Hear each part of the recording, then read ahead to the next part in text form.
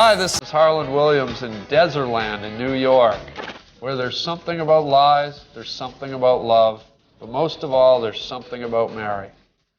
And I'm hooked up to this lie detector machine, and this is pretty much going to be the most amazing experience of your entire life.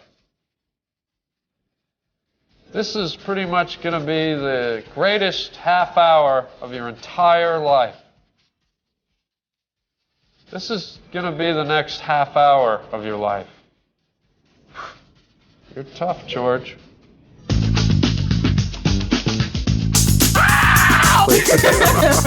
They started to like her.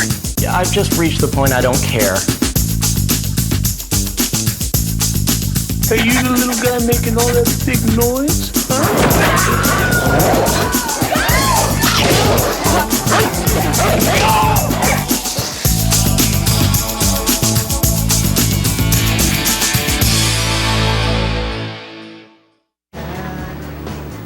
Her name was Mary.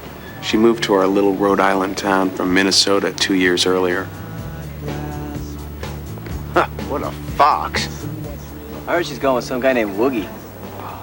I'm sitting here with actor extraordinaire Ben Stiller, and Ben, there's something about Mary, my friend. There sure is. Woo! She's still a fox. Mary's a fox. She's a fox. You're the star. No, I'm not. No. You're one of the stars. Mary is the star. Oh, God, not Mary again.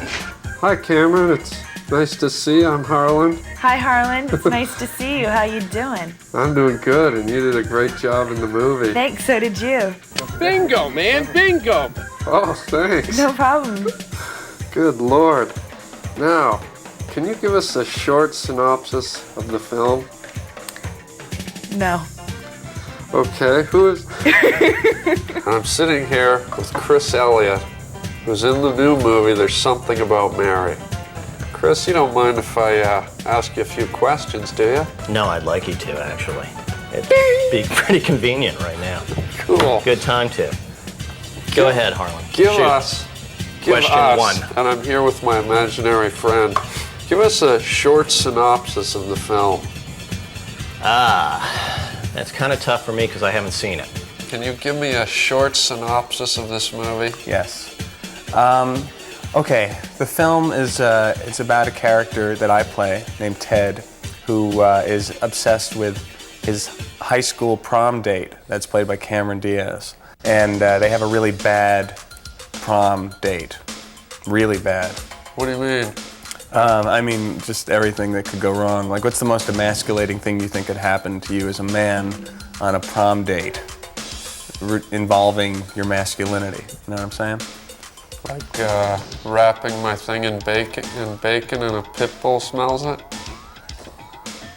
No, that's just me though. You asked me. That's of course that's the obvious answer, but I'm talking about something else. Cut to, like, I don't know, 15 years later, and the guy I play, Ted, is still obsessed with Mary, and he decides he's going to try to track her down. Look, I know it was brief, but it was definitely love, Dom. I mean, crushes don't last for 13 years, right? You know what you should do is, like, hire a private investigator, you know, to find her, follow her around. She won't know anything. No way. That's way too creepy. Ben Stiller's character enlists the help of a kind of bizarre detective. You know, he doesn't think of himself as a stalker. He's a private investigator. What is it about Mary that draws Ted like a moth to a flame? I think it's her pheromones. Woo! You got like sparkly, sunshiny eyes. Thank you. And it comes out in the movie. Does it? It's like twinkling, like... Excellent. That's a battery operated eye sparklers I have. There's a lot of like deception in this movie and lying and cheating. Do you think it's okay to lie and cheat in the name of love? Honestly, I don't. Are you lying to me now? What do you think? No. You're right. God, you're like a ray of sunshine in the darkest nights of Africa. There's Something About Mary, a movie about love, lies, and deception. We're going to hook Chris here up to a little lie detector because we especially hate it when Chris lies. This is George Rosen from Foresight Security. George, let's strap him into this sucker. Let's go. What do you need from me, George? Sit back. Okay. Lean forward slightly. Uh-huh. Oh my goodness. You're bleeding. Okay. Not yet. Now, should these hang over like that? We're all set. Okay. All right. Shoot away. Okay. Chris, Hey, are you the legendary and elusive Sasquatch? Well, now, I always thought it was pronounced Sasquatch, but yes. Now, I thought these were supposed to be yay or nay questions. Okay. Well, I can't answer that without explanation. Hey, we'll be right back. It's a damn professional dog. Cut!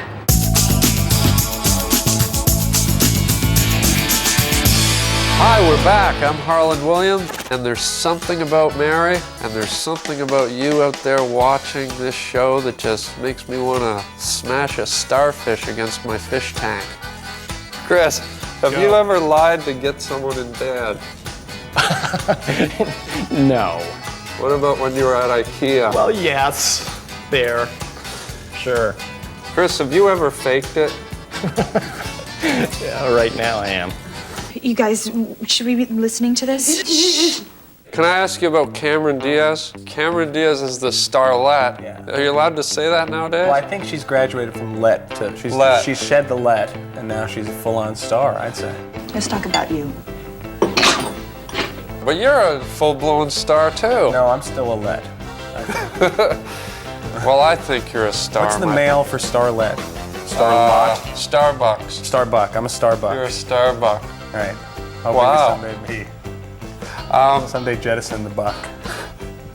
What'd you say? I want to blow the buck off Well, and just become a free-flying star. I thought you said something else. Too bad you don't live here, Ted. Yeah? Yeah, we have a lot in common. What was it like working with that nutty guy, Ben Stiller? Oh, he's a nut. He's Yeah. crazy. Yeah. Yeah, and he tastes good too. You had to kiss him? I did. And who else did you kiss in the movie? Did you have to kiss Chris Elliott? I did not have to kiss Chris Elliott, although we did at one point talk about it. So that's it? You get one little bump in the road and you give up? You had to kiss Matt Dillon? Uh-huh, which I don't mind at all. Yeah, because he's your, in real life, my he's your boyfriend. Mm-hmm. Whoa. Whoa, how's my stomach taste? How's my stomach taste, she says. The question I heard the most today was, how did you feel about Ben kissing Cameron, When you kissed Cameron later, could you taste Ben? No, I'm just... This is... What? Oh, who put you up to this, man? Give me some fruit. No, that's disgusting, man. No, Yeah, I that didn't was taste wrong. Erase that. No. Hey, Matt, who is this guy? Ted Healy. Pat Healy. Oh, they wrote Well, Ted on who is here. Ted Healy? Who the hell is Ted They Healy? wrote Ted on here. What the hell? Those bastards tricked me. And you. All right, here's Pat Healy. Is a total scoundrel. He's just a sleazeball. Private investigator who's hired by Ben to go track down his high school sweetheart. I feel like I should be interviewing you. I'm not going to let that happen. All right. Well, what's going to happen when you interview Ben? I already interviewed Ben in New York. Did he turn it around on you? He did. Has anybody interviewed No. you? Can we ask you something about, what was it like doing something about Mary? What was it like working with Ben Stiller? Did you enjoy that? 7 chipmunks twirling on a branch, eating lots of sunflowers on my uncle's ranch. You know that old children's tale from the sea? It's like you're dreaming about gorgonzola cheese when it's clearly brie time, baby. Right, yeah. Okay. Well, I'm glad I asked you that question. Hey, this is Harland, and we'll be right back with more on There's Something About Mary. Why am I laughing?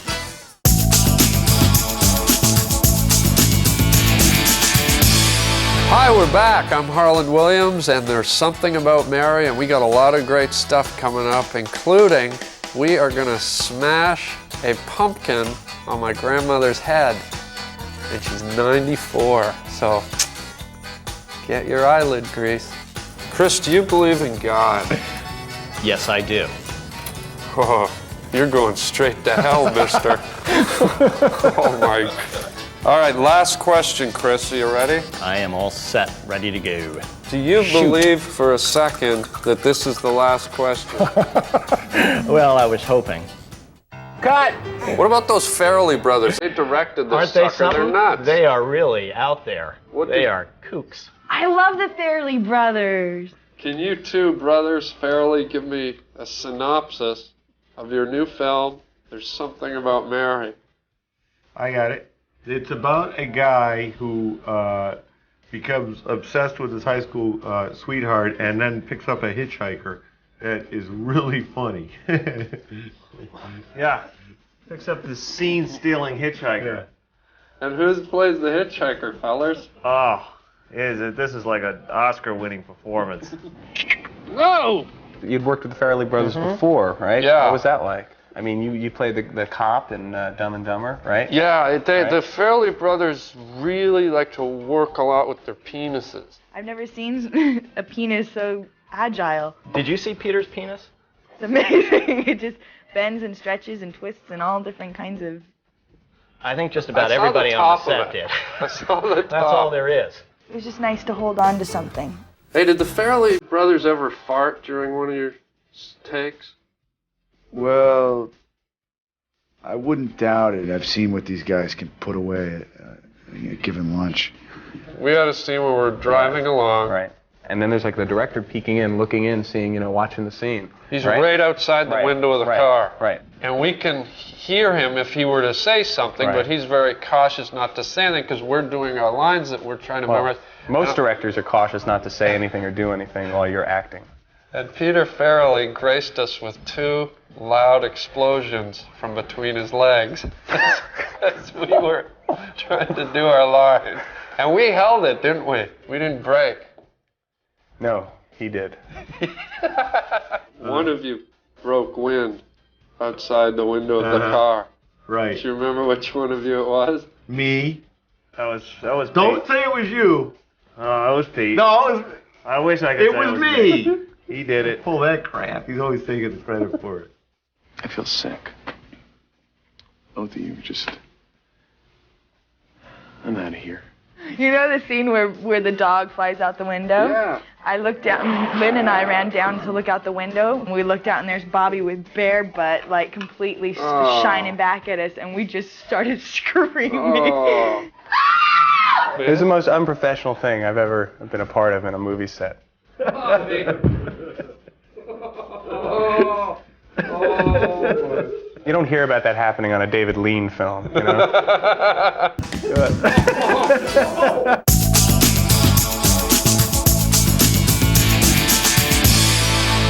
Hi, I'm Harlan Williams, your happy Hollywood housewife, and we're talking about a movie called There's Something About Mary. If I say about wrong, it's because I'm Canadian, and it's only wrong to you, not me. Chris, would you like to give George a massage later? Again? How about you? The big L. Ever been? What? In love? Now, the movie's about finding like a lost love almost. Yeah. Is there someone in your past that you wish, God, I wish I'd stayed in touch with her, or? Yeah, there were a couple of girls. Did you ever track any of them down as an adult? No, I mean, I followed some of them, and everybody does that, right? Hey, what's the most obsessive thing you've ever done for love, Cameron? I used to do a little pass-by, a little cruising, a little sleuth work to see if the car was out front at 4 o'clock in the morning. Ah, see? Okay, I'm guilty. Have you ever been in love? You may never have. Do you know what love is? You know, I've been in love, Yeah. many times, Many times. but I've never loved. Last question, Oh, Ben. wow, okay. Are you or are you not my dad? Oh, Daddy! Daddy! Come here. Daddy! Here. Camera, please. Mark.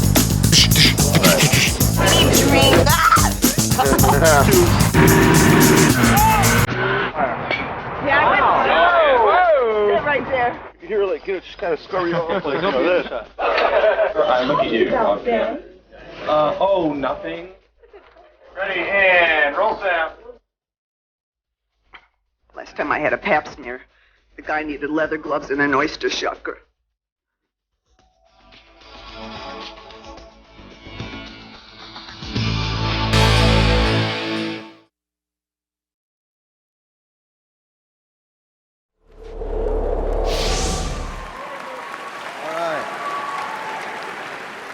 And the winner is Ben Stiller and Puffy the dog in There's Something About Mary.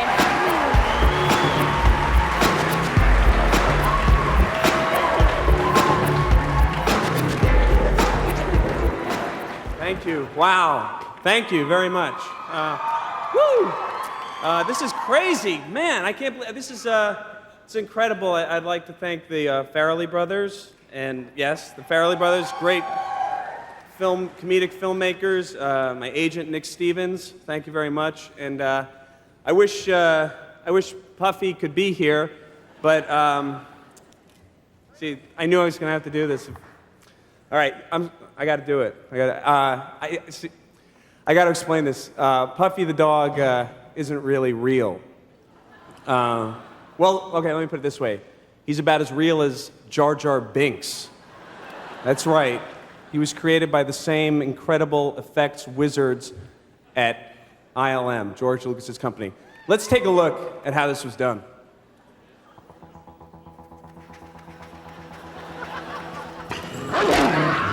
To create the excitement of a man battling a crotch-biting dog, the Farrellys turned to the computer geniuses at George Lucas's Industrial Light and Magic. Actually, we would have loved to have worked with a real dog, but Ben has it in his contract he won't work with dogs, and God knows we had a lot of trouble talking him into just working with Matt Dillon.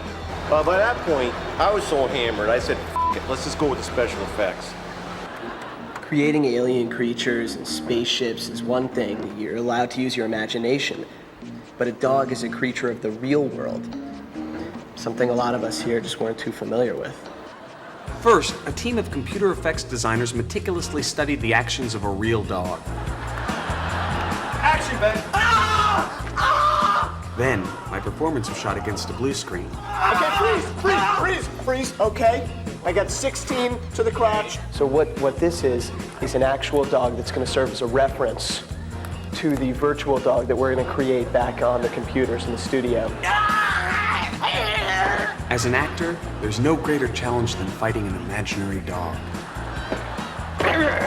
Finally, it was time to add the dog. There are no limits using Lucas's state-of-the-art graphic technology. Is there any way you can have the dog bite my nuts harder? Yes. Really get a mouthful. Okay. Ouch. Good. What I also can do is make your nuts bigger, or have your nuts bite the dog. We're not really sophisticated filmmakers, so we were pretty proud of that effect sequence. You know what I'd love to do is computer generate Ben Stiller's entire performance if we do a sequel. That'd have to be expensive. To get that performance, you could do it with wood.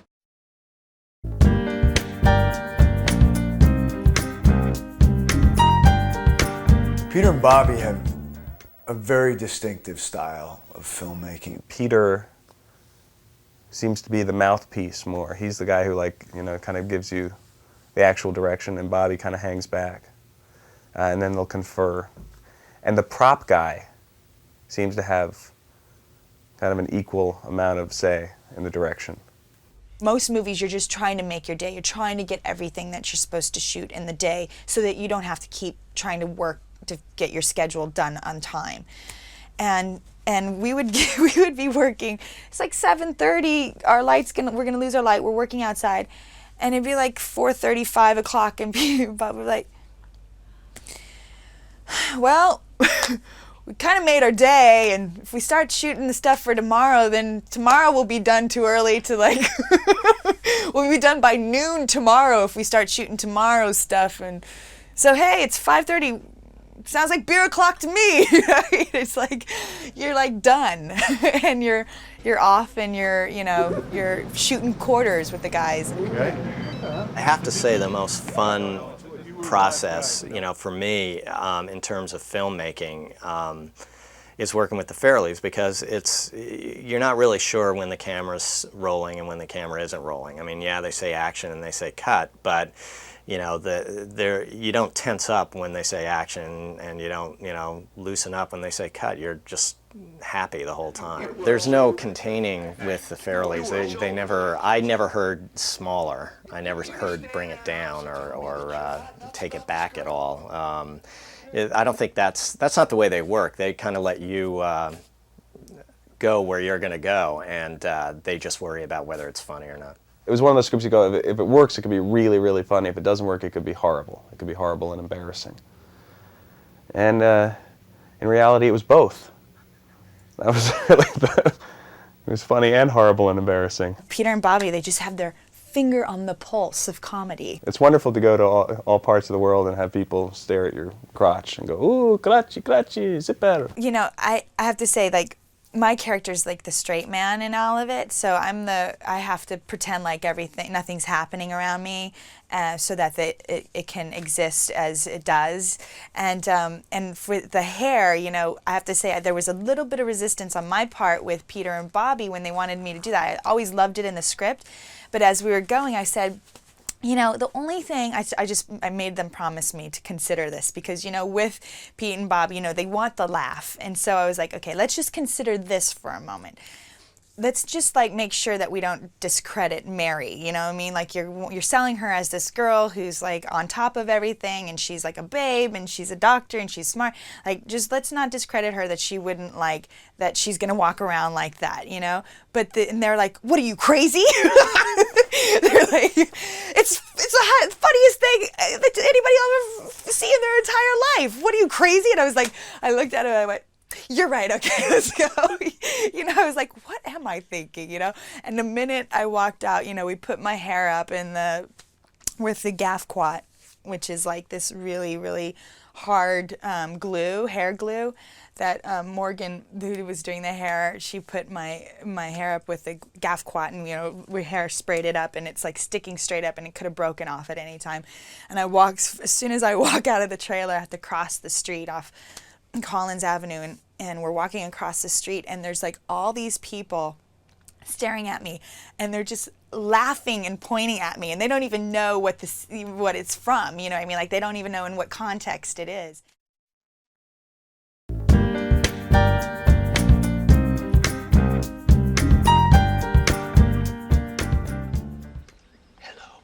When I first met with Pete and Bobby to talk about the part, I had this idea when I was reading it that he should start to get this rash as the movie progresses, and it gets worse and worse. And when he finally sees Mary at the end, it's all puffed out, and his eyes are all swollen shut. And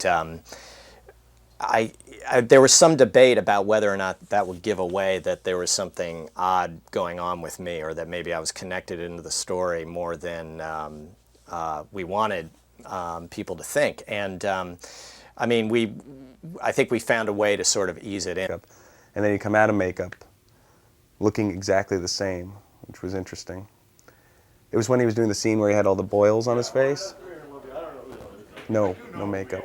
I mean, little powder, that was it. So he's really, that's the other thing people don't realize, he's really a very method type actor, where, you know, he actually got fixated on Cameron.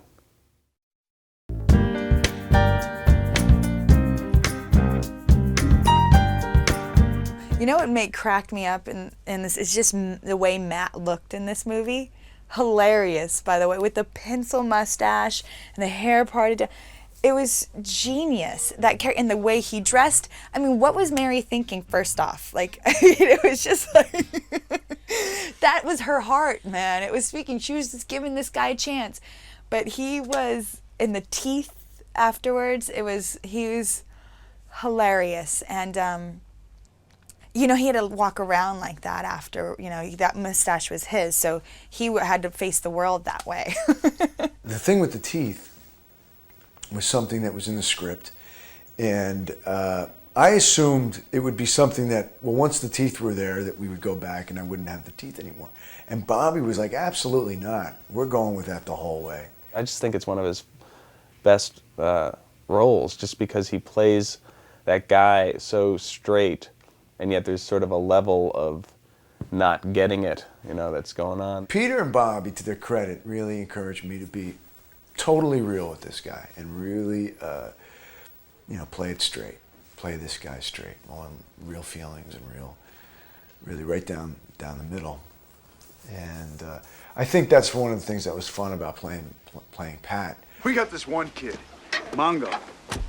He's got a forehead like a drive-in movie theater, but he's a good shit, so we don't bust his chops too much. You know, he's put it on a leash and let him run back and forth. You know, I mean, it's like, because it's not, it's like so subtle, and he's so earnest about it. Like, he so believes what he's saying is like, you know, that's really what he's selling it, man. He's so selling it that people just kind of go, wow, this guy's really serious about what he's saying. And sometimes, you know, it's fun to just laugh at that seriousness.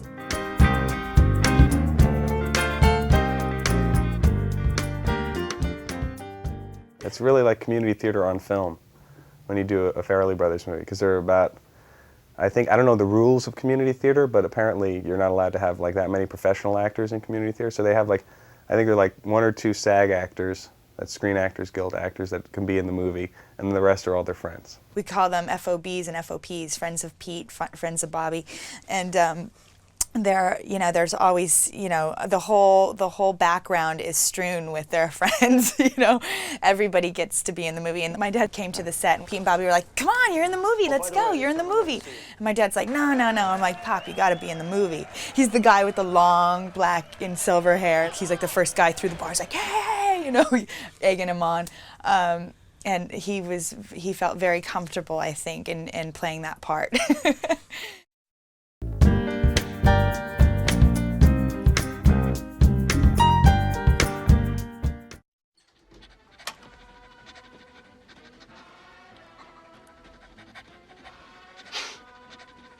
Hey,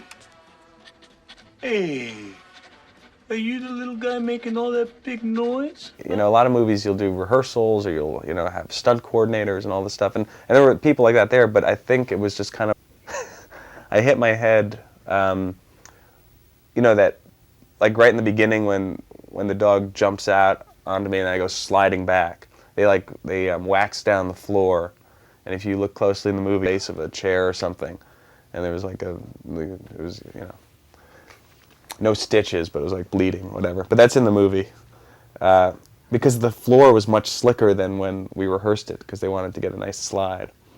And then, you know, and then we're just working. I remember the smell of the sort of, like, it looked like a real stuffed, looked like a dead dog. The shot when the dog goes out the window, they put the dog on this air cannon that was like this big around, and it had a big hole in the dog's butt, like that, and they would slide this dog onto the air cannon, and somebody would aim this dog at the window, and they'd be like, "Okay, action, fire the dog!" They shot the dog, it was like super, you know, like this, you know, like an air cannon. The dog went flying into the wall and like almost took the prop guy's head off.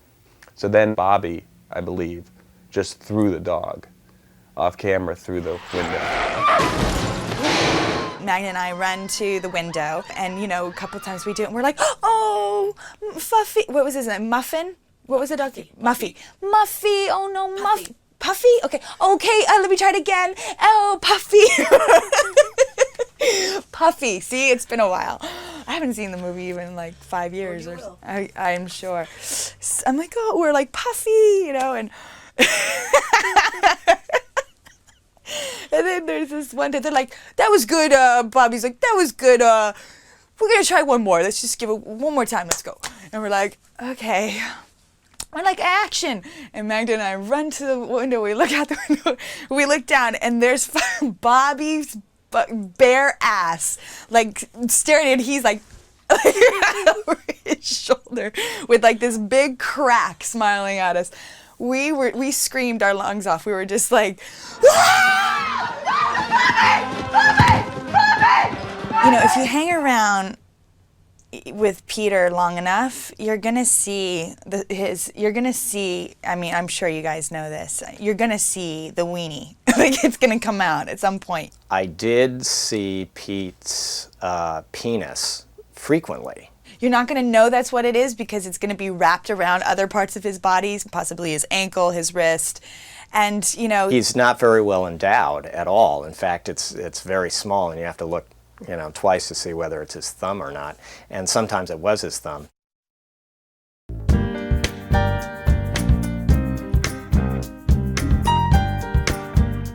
What I like about what they do with films is the characters that they create, the dialogue. That's what's interesting to me in what they did. And that's what I liked about Something About Mary. My favorite parts of that film, of course, the physical humor is also, you know, is sort of a signature thing in all their films, is the kind of physical comedy that they do. But the characters are what I like. I think they're really, really funny. There's a kind of a group of very memorable characters in all their films. Just the experience itself, the sort of camaraderie and like the energy and the just easygoing, let's have a good time. It was really sort of the way that, you know, you don't get to always make movies, and it was just that experience of just going in there with, you know, Pete and Bobby, who are just amazing and create just the best atmosphere, and they bring all their friends and everybody's there, everybody wants to be there, and you get to just laugh all day long, and to be able to go to work and laugh all day long is like, you know, you're so fortunate to have that, you know, and they're just, I would say Pete and Bobby are probably, you know, my fondest memory of that movie, just because their hearts are right in the right places, you know. I find their stuff unusual because they're able to combine some sort of emotion in what they're doing with the kind of Marx Brothers slapstick over-the-top humor. So you're allowed to laugh at this stuff that's really crazy, and at the same time you get caught into the story and you care about the characters. Even as stupid as the characters are, you find yourself investing in them, and that's actually, I think, their talent, because I don't think anybody else actually can do that. I don't think they have done that. I think they're I think that's why Something About Mary was a big hit.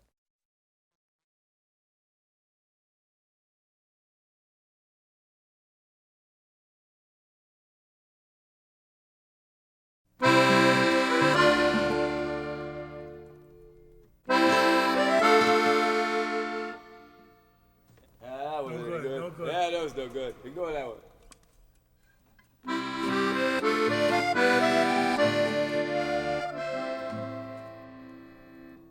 That was the idea. One more just like that.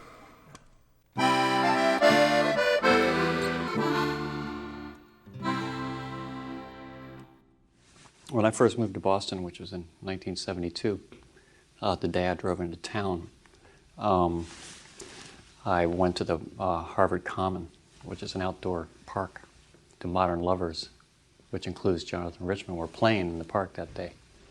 And it was the first music that I had seen. I went there to actually get into music. And as soon as I saw the Modern Lovers, I said, this is definitely the right place to be. Modern Lovers that's the band that really struck home for me. And then after that, I followed Jonathan Richman's career as a solo artist. But the Modern Lovers, which was clearly under his control, had a certain simplicity about them then, too. It was a unique, you know, original band, pretty rocked out, and very unique. The Modern Lovers record is a really important record in the history of rock and roll, and sort of a bridge between the Velvet Underground and a lot of the later punk bands. You know, the Sex Pistols did Roadrunner. Then Jonathan kind of gravitated towards doing music mostly on his own. He changed directions completely. I guess he decided he didn't want to play rock and roll anymore. He found that volume, playing at a rock volume, got in the way with the message he was trying to get across and what he was trying to do. Basically, he'd go on stage with an acoustic guitar and play to the audience. And a lot of the later stuff seems like it's almost oriented towards children. Some people would applaud heavily, and some people would laugh at him because they really didn't understand his intellect. Became pretty obscure until Something About Mary relaunched his career. He just always had something that was different than everyone else. And he's always had that and always maintained it. He travels around now with just a drummer and him playing guitar. And that's what matters, that simplicity. He's very prolific. He must have 1,000 songs. Jonathan Richman is criminally underknown. I think he's a very important figure in the history of rock and roll.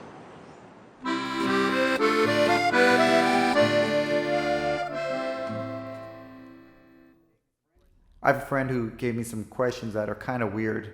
He writes for South Park. Oh, cool. We saw the movie. That was great. Let's hear these questions. Do you like ice cream? If so, what is your favorite flavor? Vanilla. What's the first car you owned? And how much did it cost? Volvo. I got it when I was about 30 years old. Cost about $1,400. Was worth about $6. And Tommy? First car? First car. 69 Ford Econoline. What was your first job? Tommy, then Jonathan. I haven't had it yet.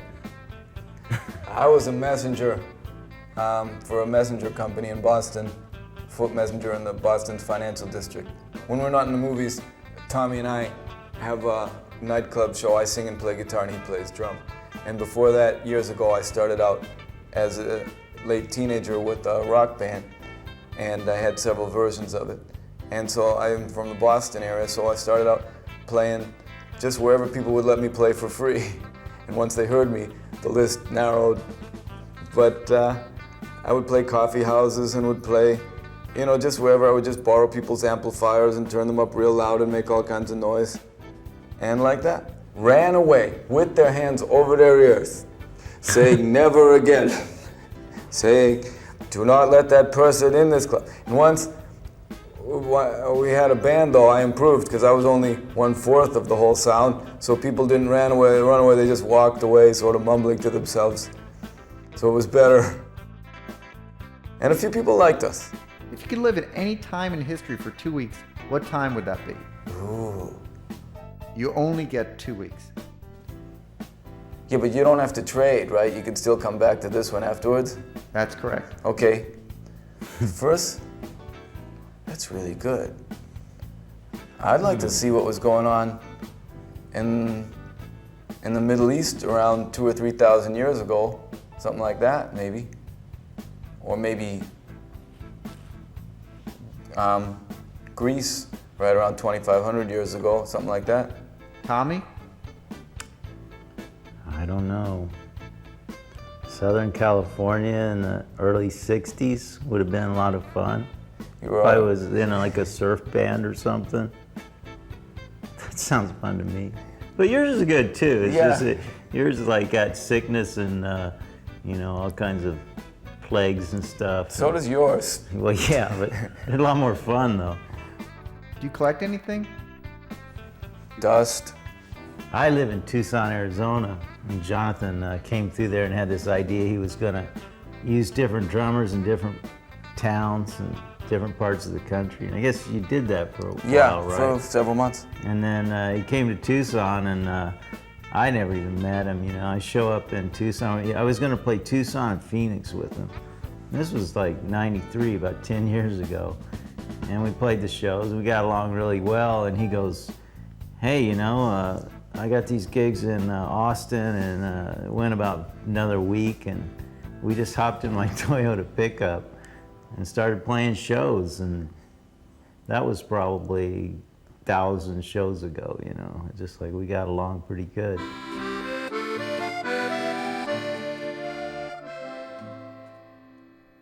These are good questions. Yeah. Is this all from that guy in South Park? Yeah. These are great. I wear like this, I got this brown, what is that, a Hamburg?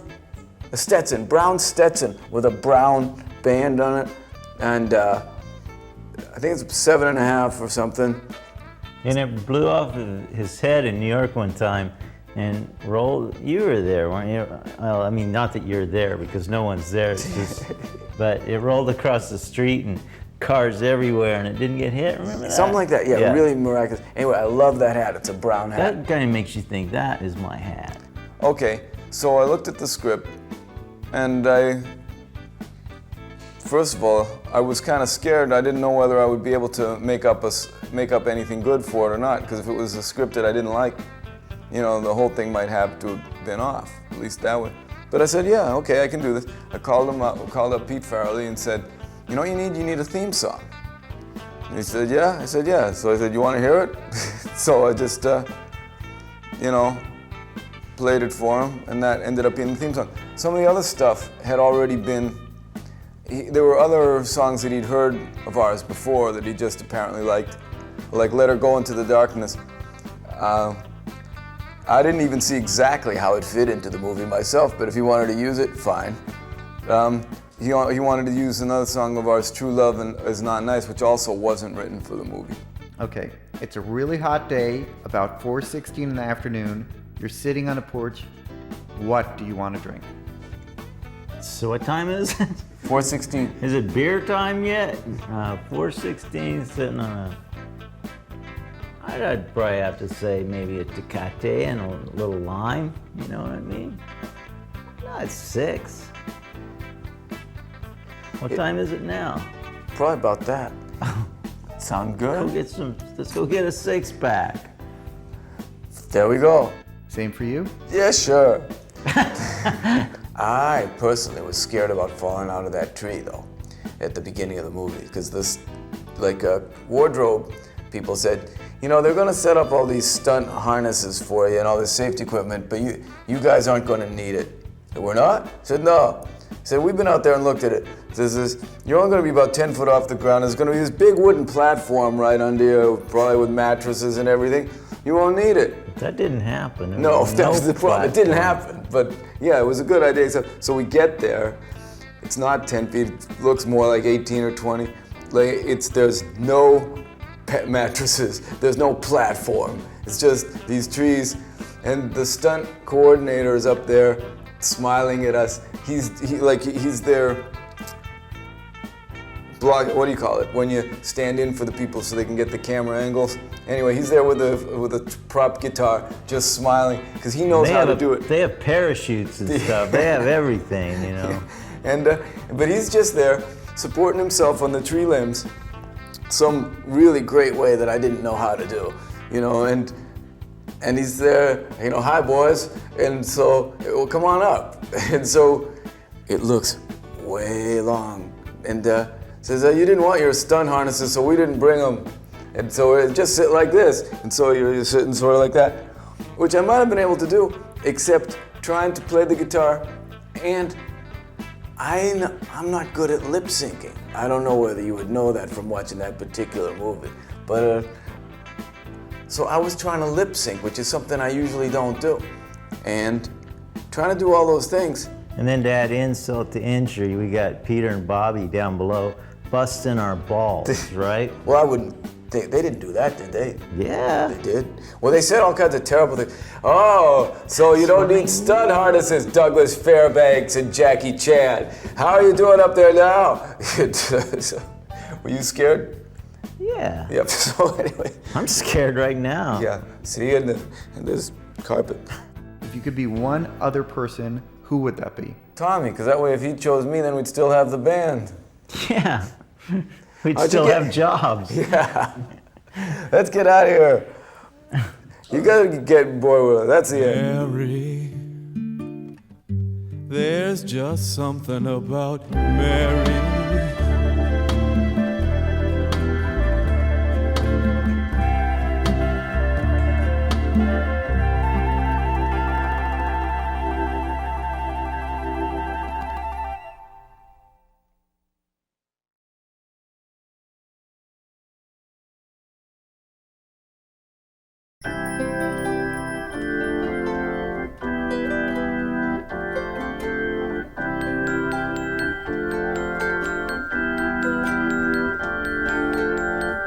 Warren was based on Warren Tasian, who was their next door neighbor. They grew up, I think Warren and Pete are the same age. And he lived down the street from them. So they've known him since they were little kids. And when they did a rewrite on the script, they based my character on him. Physically, we're completely different. Warren's a small guy. He plays Freddy in the movie. Who's Freddy? You? As you.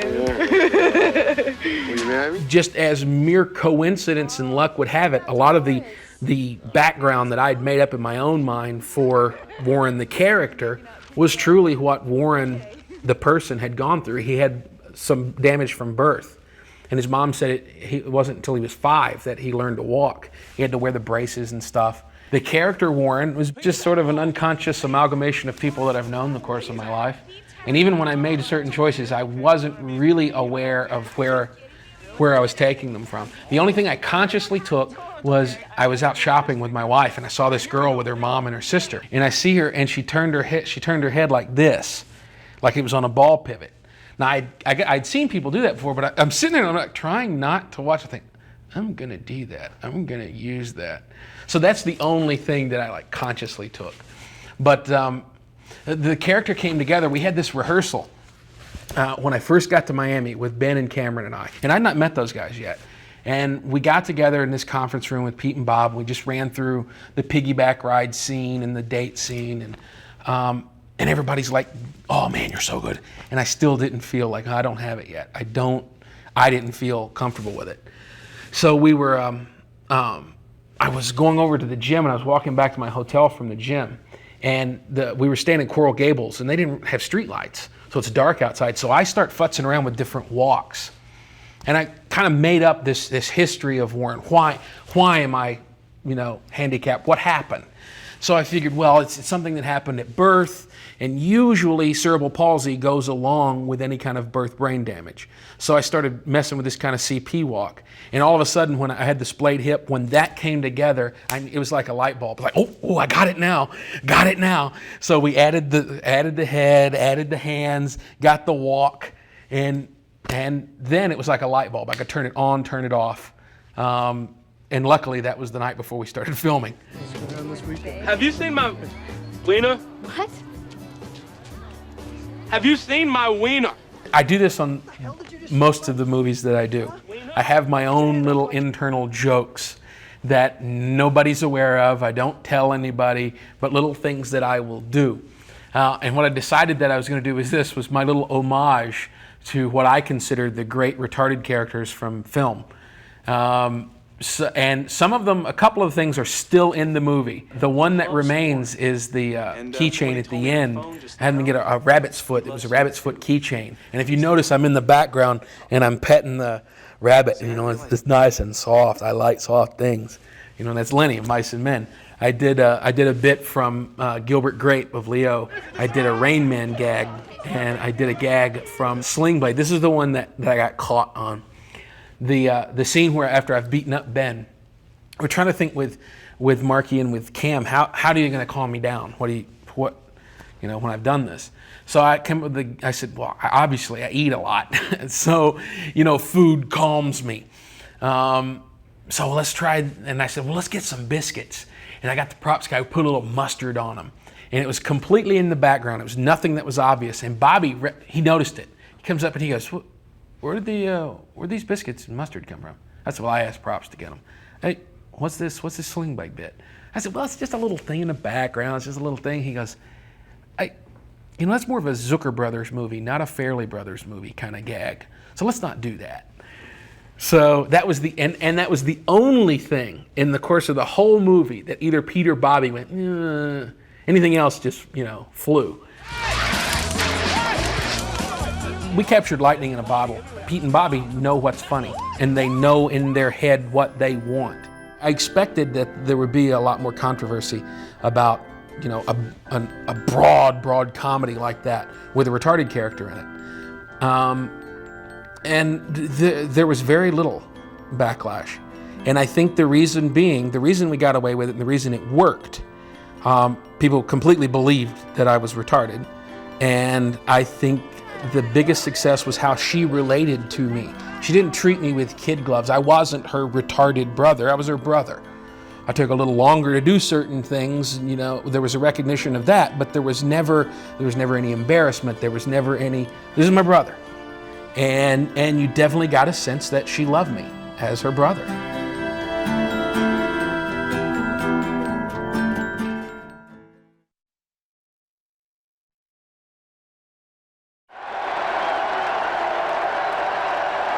His friends would say, stop whining, they've had enough of that. His friends would say, stop pining, there's other girls to look at. They've tried to set him up with Tiffany and Indigo, but there's something about Mary that they don't know. Mary.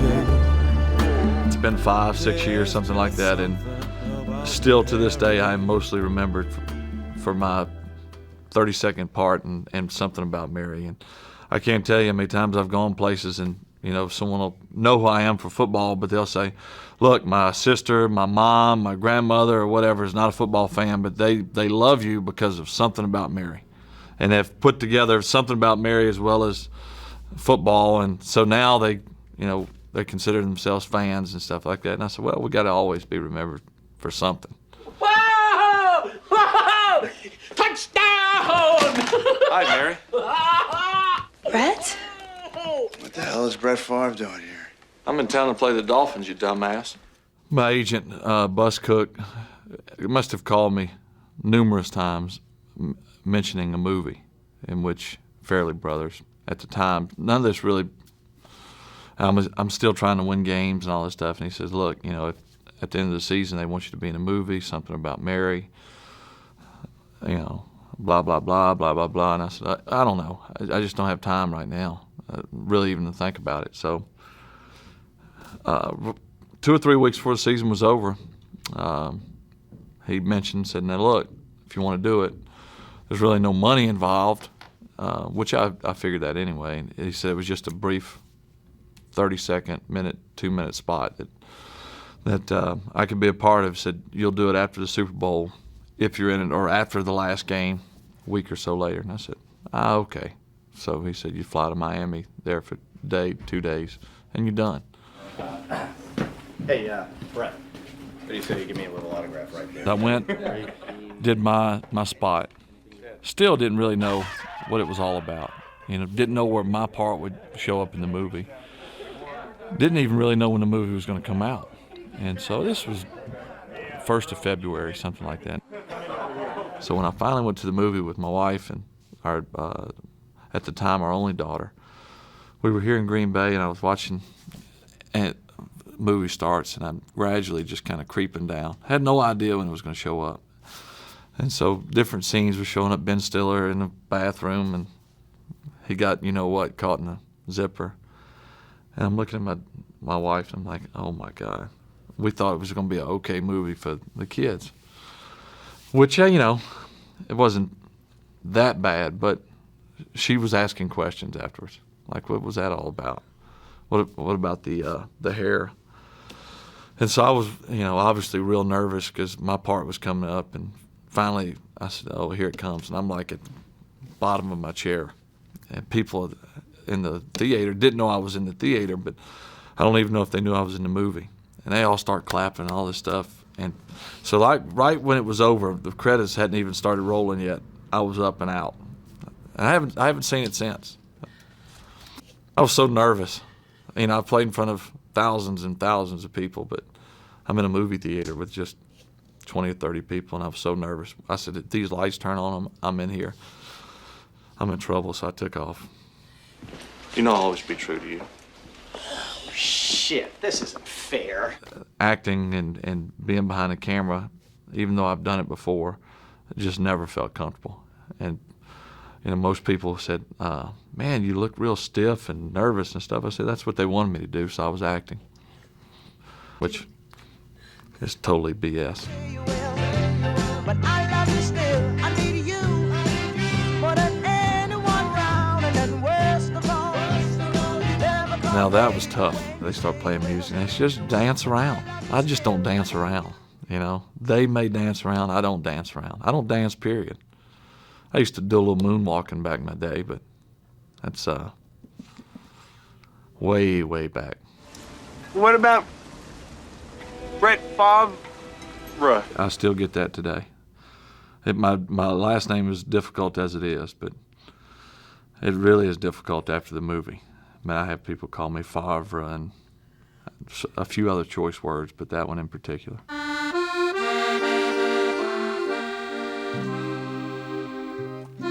when I'm done, I have no desire really to do anything. Everybody says, what are you going to do? Commentating, acting, coaching? I said, nothing. Cut grass, play golf, ride my tractor. And that's about it. It doesn't leave much time for anything else.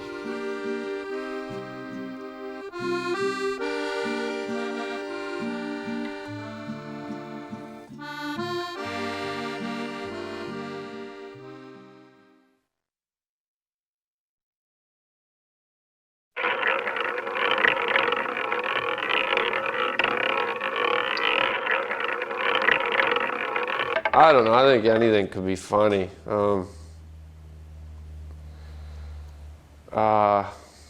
Yeah, there's no limit. I mean, you know, how many times have you been at a funeral and cracked a joke about the dead guy?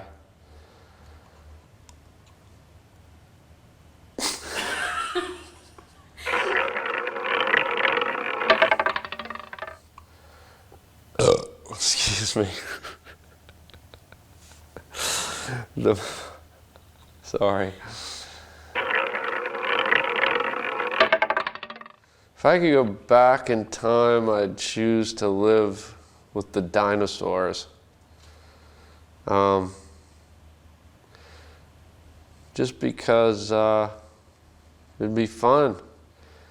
It's one thing nowadays to live in this culture, and you know, maybe if you're lucky you'll get a drive-by done on you. But imagine the excitement and the adrenaline rush you'll have when there's a T-Rex chasing you, or a Diliptodon nipping at your heels, or you'd come around a corner and unexpectedly run into a Prathamixion Deondis Don. You don't know what they're gonna do.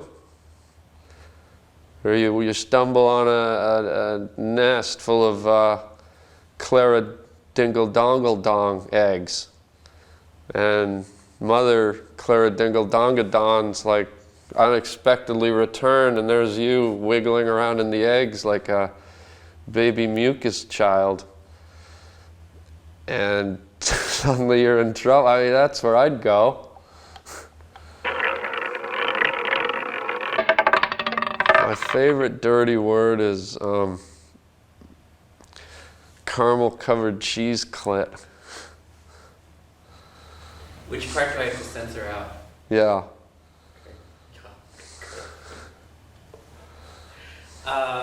Is that a hyphenated word? No, it's one word, and you usually yell it when someone cuts you off in traffic. Hey, caramel-covered cheese clit. Or if you're really mad, you could say teriyaki twat.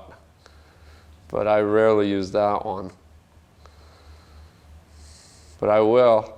If you cut me off twice, I will. When I was in college, I hung a toaster from the middle of my living room right in the roof. And one day my parents came to visit at my apartment in college, and my mother walked in and she saw the toaster and she said, "Oh, who left the accordion?" Oh, the toaster. She thought it was an accordion at first, but then she caught herself, realized it was a toaster. So I did an animated cartoon where it's this orchestra just warming up, and you cut to all the different guys doing their instruments, and then keep cutting to this toaster just sitting there. No, the accordion just sitting there. And then all of a sudden, some guy in the audience stands up and goes, "Hey, who plays the accordion?" And then, doing some toast pops out of the accordion, and then the whole crowd goes, "The toaster!"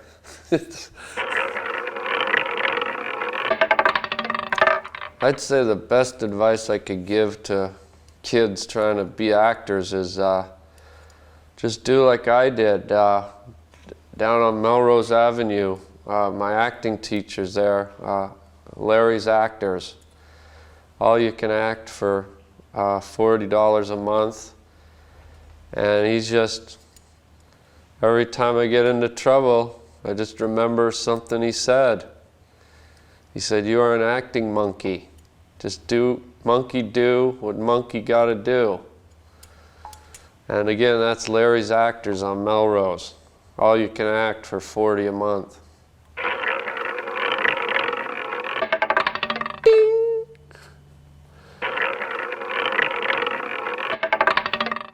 But no, it was fun. It was actually, it was a good time. Bobby took his clothes off and did a sumo wrestling dance for me, and Cameron Diaz just sparkled, and Ben pretended he was my father, and Chris Elliott just made me laugh, and Matt Dillon was just sexy, man. That guy is the best. Just cool dude. Oh man, I think the sickest joke I ever did was, God, what was it? I was driving along this highway, and I hit a kid on a bike, and I guess he didn't have a very strong skull cap, and it like peeled open. And as the kid was laying there, I said, "Hey, stupid, where'd you learn to ride a bike? Switzerland?" And I don't know if he heard it or not, because maybe that was pretty sick, I think.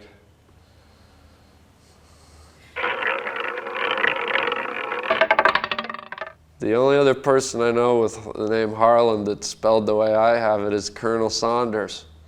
People don't know it, but his full name is Colonel Harlan Saunders.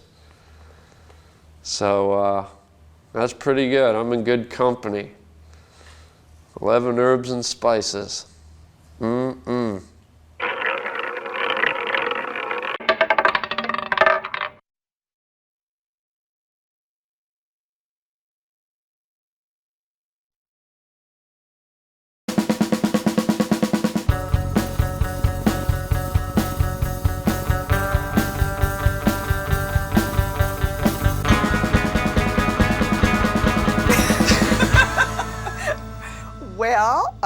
It was to come do my head cast, my life cast. Casting session. I didn't know how much of me we were going to be doing actually. That was that for day, debate. for sure. That was open for debate from the very beginning, actually. Of how much of me you were going to cast? Yeah, because we had no idea what you looked like.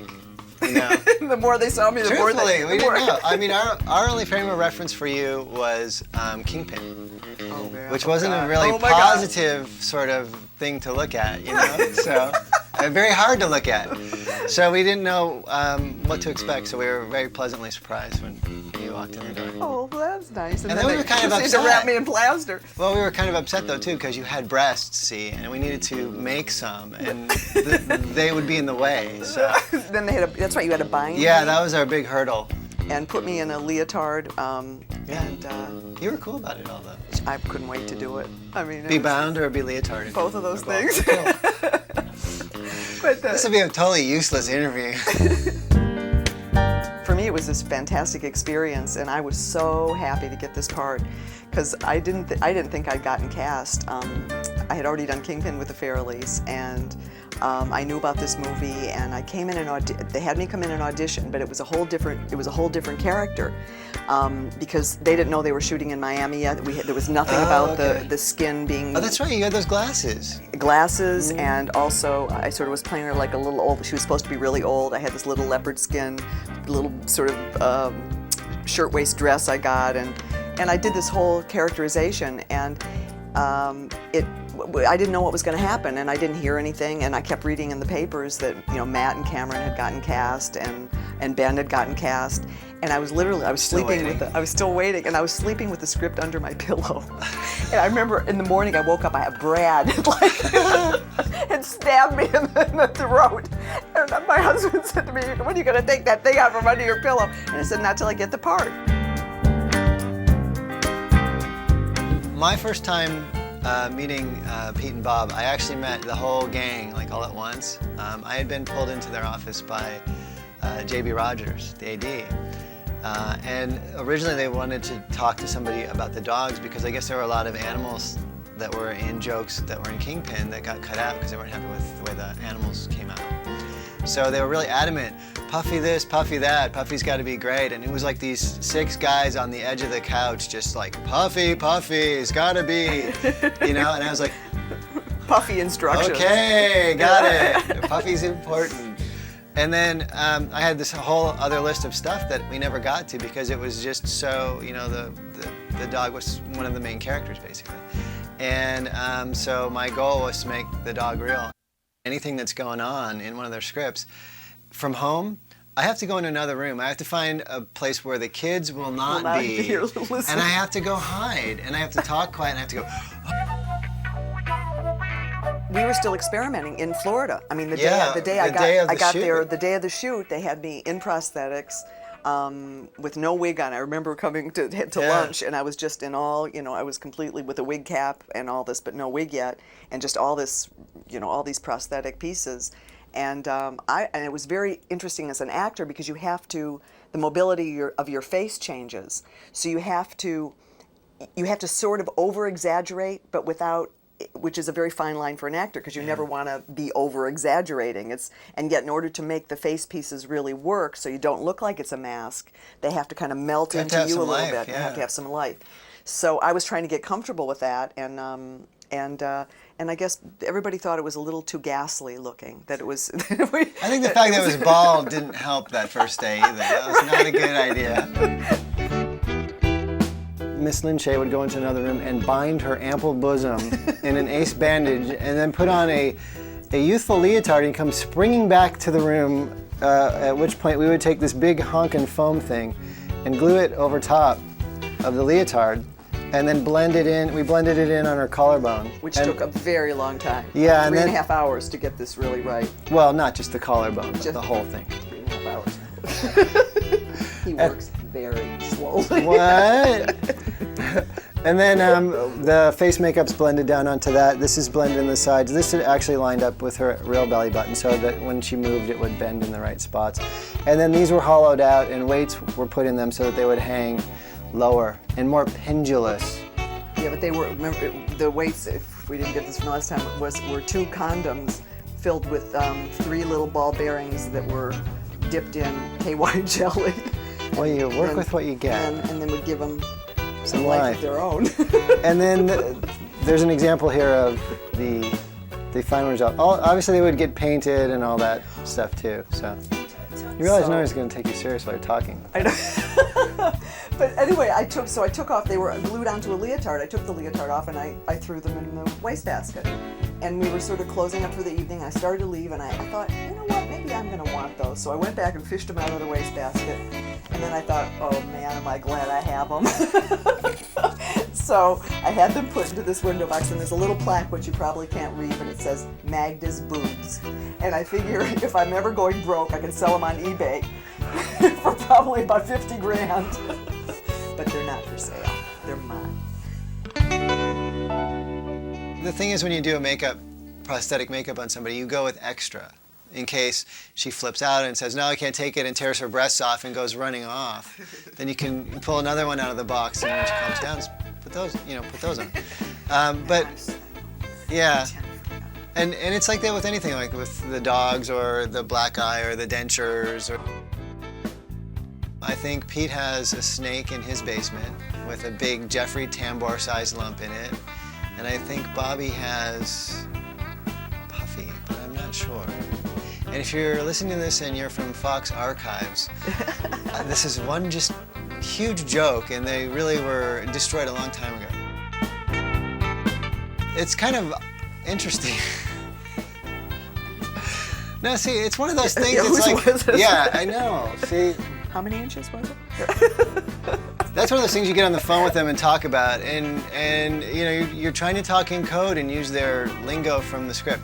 Well, the Franks and the beans, and one's above the other, and you know, and we're just like at a certain point, it's like, okay, so you got these skin flaps, and then you got the testicle. And... Was it the idea that Magda really didn't ever go out of the house? This idea of wearing house dresses all the time, that she's really a little bit agoraphobic. You know, I've built a whole backstory for her, you know, in terms of that, you know, I had a fictitious husband named Morris.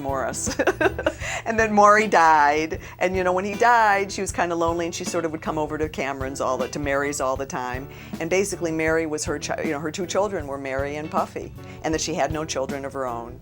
And so the character sort of this kind of slightly lonely and loving personality.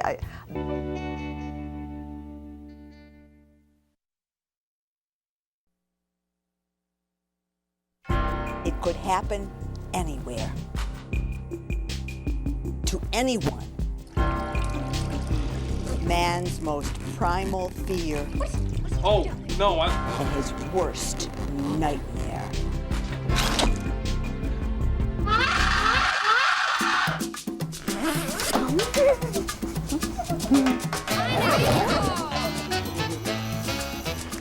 Oh, thanks, doll.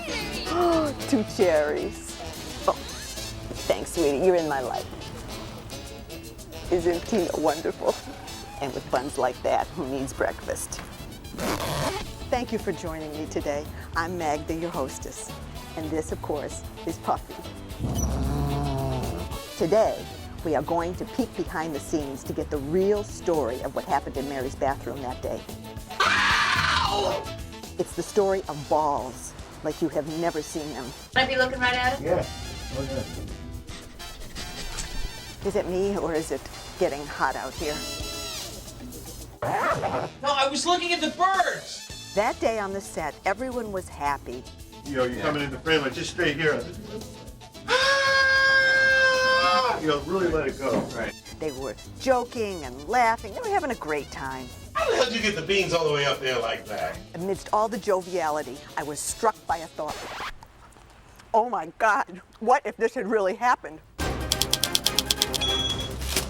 It was then I decided to do some investigating. You probably wouldn't want to be ripping it down at all. You probably want to just pack it nice, keep the swelling down. You do not, repeat, do not want to go back down. We got a bleeder! Once the crown jewels are packed in ice, it's off to the emergency room. This young man, and it's a man. Basic thing is you reassure them that this is minor stuff. If you hold still, I'll get you out of it in a couple of seconds. Is it the Frank or the beans? I don't know. It looks like I think it's a little bit of both.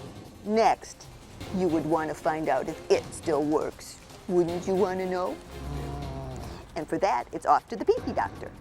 I think we all know what testicles feel like. They're fairly firm. There wouldn't be any permanent damage, and it should heal very well. Once you make sure everything is okay down there, then you got to make sure that everything is okay up here.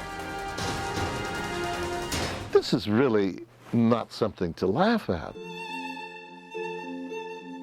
I might, first of all, have him work with a piece of fabric with a zipper just to get used to working it up and down. It's a very, very difficult trauma. Now, my next thought is, who was to blame for this tragedy? Who do you think, Puffy? Was it the zipper or the zippy? What we're talking about is pain.